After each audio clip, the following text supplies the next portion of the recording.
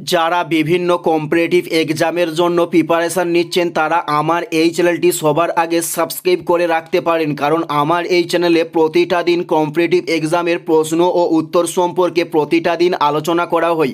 চলুন কথা না বাড়িয়ে ভিডিওটা শুরু করা যাক। ফার্স্ট প্রশ্ন, ভারতের প্রথম লোকসভার অধ্যক্ষ কে ছিলেন? উত্তরটি হলো গণেশ বাসুদেব মাভলকর ভারতের প্রথম লোকসভার অধ্যক্ষ ছিলেন। নেক্সট প্রশ্ন, কোন বিল অর্থ বিল কিনা কে ঘোষণা করেন? উত্তরটি হলো লোকসভার অধ্যক্ষ কোন বিল অর্থ বিল কিনা সে বিষয়ে ঘোষণা করে থাকেন। নেক্সট প্রশ্ন হলো রাজ্যসভার সদস্যদের বয়স কত বছর? রাজ্যসভার সদস্যদের বয়স কত বছর? উত্তরটি হলো 30 বছর রাজ্যসভার সদস্যদের বয়স।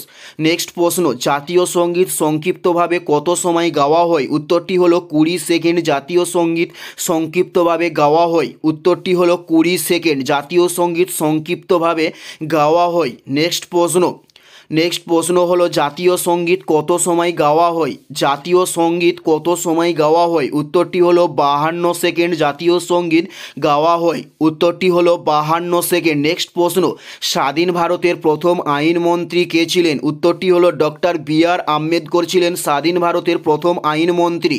উত্তরটি হলো ডক্টর বি.আর. আম্বেদকর ছিলেন। নেক্সট প্রশ্ন, রাষ্ট্রপতি পদের জন্য কত বছর বয়স হতে হয়? উত্তরটি হলো 35 বছর বয়স হতে হয় রাষ্ট্রপতি পদের জন্য। উত্তরটি হলো 35 বছর বয়স হতে হয় রাষ্ট্রপতি পদের জন্য। নেক্সট প্রশ্ন, ভারতীয় সংবিধানের কয়টি মৌলিক অধিকার আছে? উত্তরটি হলো 6টি মৌলিক অধিকার আছে ভারতীয় সংবিধানের জন্য। উত্তরটি হলো 6টি মৌলিক অধিকার আছে ভারতীয় সংবিধানের জন্য। নেক্সট প্রশ্ন, সম্পত্তির অধিকার কী ধরনের অধিকার? উত্তরটি হলো আইনগত অধিকারকে বলা হয় সম্পত্তির অধিকার। উত্তরটি হলো আইনগত অধিকারকে বলা হয় সম্পত্তির অধিকার। নেক্সট প্রশ্ন, সাইমন কমিশন কবে ভারতে এসেছিল? উত্তরটি হলো 1928 সালে সাইমন কমিশন ভারতে এসেছিল। উত্তরটি হলো 1928 সালে সাইমন কমিশন ভারতে এসেছিল। এটাই ছিল এই ভিডিওর লাস্ট প্রশ্ন। আর কোন ধরনের কম্পিটিটিভ এক্সামের ভিডিও আপনারা প্রত্যেকে দেখতে চান অবশ্যই কমেন্টে লিখে জানাবেন। পুরো ভিডিওটা দেখার জন্য আপনাদের প্রত্যেককে আমাদের ইউটিউব চ্যানেলের পক্ষ থেকে রইল অসংখ্য ধন্যবাদ। Thanks for watching.